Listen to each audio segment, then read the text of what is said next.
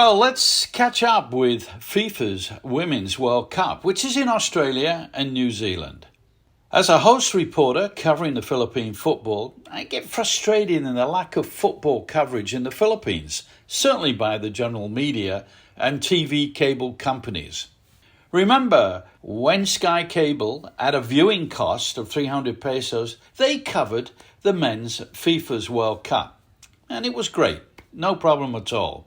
And it was very positive to see all these games. But recently, Sky Cable was purchased by PLDT Communications, who also own the dish company Signal, which is covering the Philippine Women's World Cup. But folks, here's the catch. If you're a Sky Cable subscriber, which we are, one has to subscribe to PLDT Signal. And of course, it's extra viewing costs. I question that. But greater football media coverage is certainly needed in the Philippines.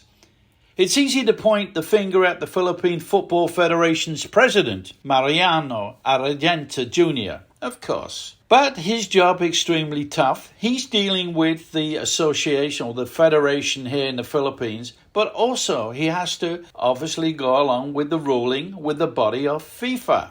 Now, we at On The Ball Report, we're fully supportive for the Philippines Football Federation's president. And after all, FIFA's Men's World Cup broadcast, you know what? They paid between $100 million to $200 million for the rights. CNN Sports covered a following story.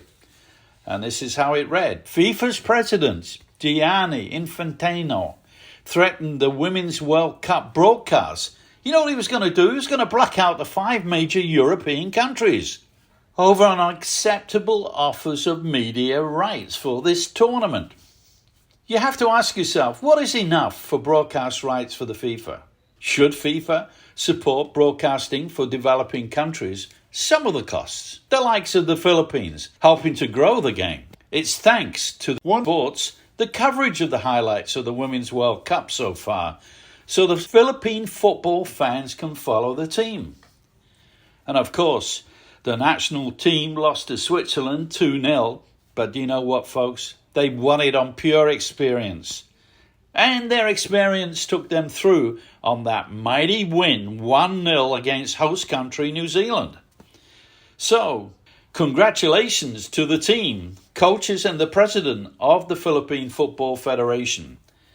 And thanks for tuning in on this long-winded coverage. Of course, I'm your host, Pete Irvin, for the love of the game, covering Philippine football and international news. Brought to you by Sunsport, Bad Beat Sportswear, and Woven Studio.